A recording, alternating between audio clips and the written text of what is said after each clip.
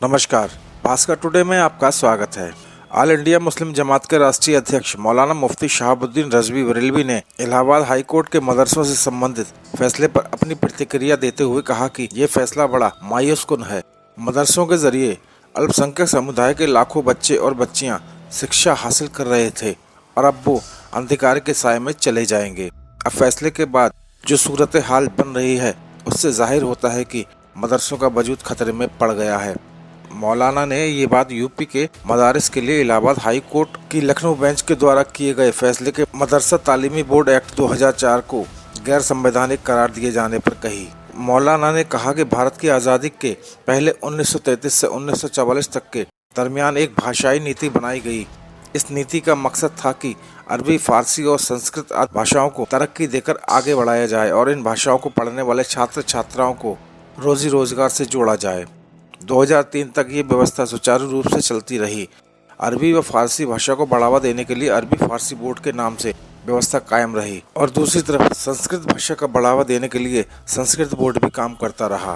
2004 में समाजवादी पार्टी की सरकार में एक नया एक्ट बनाया जिसका नाम मदरसा एजुकेशन एक्ट रखा गया। अब यहाँ पर जो सबसे बड़ी सपा सरकार की तरफ से गलती की गई वो मदरसा के शब्द को लाकर हुई। मदरसे का शब्द आते ही धार्मिक शिक्षा का नाम जुड़ जाता है। चूँकि हमारा देश लोकतांत्रिक जमहूरी है, किसी भी धर्म को बढ़ावा देने का भारतीय संविधान में कोई भी प्रिंसिपल वसूल नहीं है। इसलिए जहाँ भी धार्मिक शिक्षा का नाम आएगा तो वहाँ पर हुकूमत की संस्थाएं जरूर सवाल खड़ा करेंगी। बिल्कुल इसी तरह यहाँ पर भी मदरसों के बारे में सवाल खड़ा हुआ।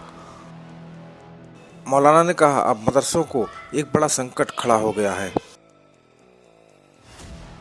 इनको चलाना और बाकी रखना बहुत बड़ा मुद्दा बन गया है। मैं तो साफ तौर पर मदरसों की दुर्दशा के लिए समाजवादी पार्टी की सरकार को जिम्मेदार मानता हूँ। अगर सपा सरकार ने मदरसा एजुकेशन एक्ट नहीं बनाया होता और अरबी फारसी बोर्ड खत्म न किया होता आज ये दिन नहीं देखने पड़ते। और दूसरे नंबर पर मदरसों से वाबस्ता मजहबी कवायद धार्मिक और दूसरे नंबर पर मदरसों से वाबस्ता मजहबी क़यादत भी जिम्मेदार है। इस मजहबी क़यादत ने महीनों चलने वाले कोर्ट की बहस में अपना वकील नहीं खड़ा किया, सही से पैरोकारी भी नहीं की। बड़े बड़े मदरसों के जिम्मेदारान चाहे वो सुन्नी हो या देवबंदी, वो खामोश तमाशीगीन बने रहे। मदरसों की दुर्दशा में सिर्फ भाजपा सरकार को दोष नहीं दिया जा सकता, मजहबी क़यादत को जिम्मेदारी लेनी होगी। बिस्मिल्लाहिर्रहमानिर्रहीम। इलाहाबाद हाई कोर्ट ने मदरसा education board of Uttar Pradesh के खिलाफ एक फैसला दिया है और उसमें इस एक्ट को कलअदम करार दे दिया, यानी ख़त्म कर दिया है। और ये फैसला अनुदानित मदरसों के लिए और गैर अनुदानित मदरसों के लिए दोनों के ऊपर लागू होता है। अब इसमें बुनियादी जो गलती हुई है वो मदरसे की तरफ से वकला लोग जो पैरवी कर रहे थे वो सही तरीके से सही तथ्य और हकीकत कोर्ट के सामने नहीं रख सके, जिसकी वजह से ये फैसला आ गया। होना ये चाहिए था कि 1933 से लेकर के 1944 में ये एक्ट बना और ये एक्ट जो था वो अरबी, फारसी और संस्कृत को बढ़ावा देने के लिए ये कानून बना था और उस वक्त से लेकर के 2003 तक बिल्कुल सही निज़ाम के तहत ये एजुकेशन चलती रही। इधर मदरसे चलते रहे, उधर संस्कृत पाठशालाएं भी चलती रहीं।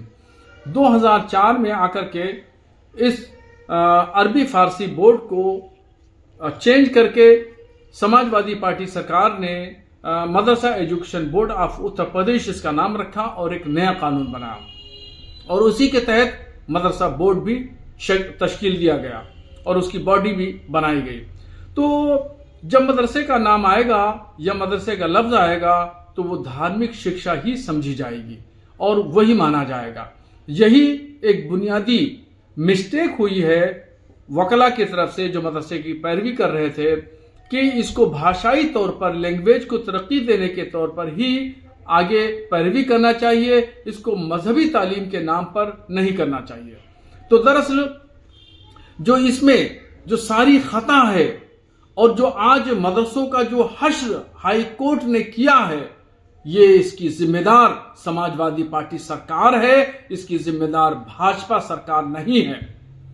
अगर 2004 में समाजवादी पार्टी की सरकार के मंत्री अल्पसंख्यक आजम खान इस तरीके से फैसला नहीं करते तो आज मदरसों को यह हश्र देखना नहीं पड़ता अब मदरसों को अपना वजूद बचाना बहुत मुश्किल हो गया है और बड़े खतरात का सामना करना पड़ रहा है।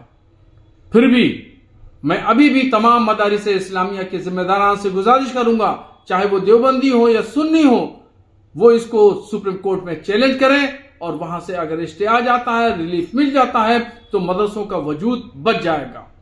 और दूसरी बात यह है कि इस खतावार की जो जिम्मेदार है वो मदरसों से वाबस्ता मजहबी क़यादत भी जिम्मेदार है कि मजहबी क़यादत ने सही नेतृत्व नहीं किया, सही फैसला नहीं किया, खामोश तमाशाई बनी रही और इधर हाई कोर्ट में तारीख पे तारीख होती रही, बहस पे बहस होती रही, मगर ये बड़े बड़े मदारिस इस्लामिया खामोश तमाशाई बने रहे।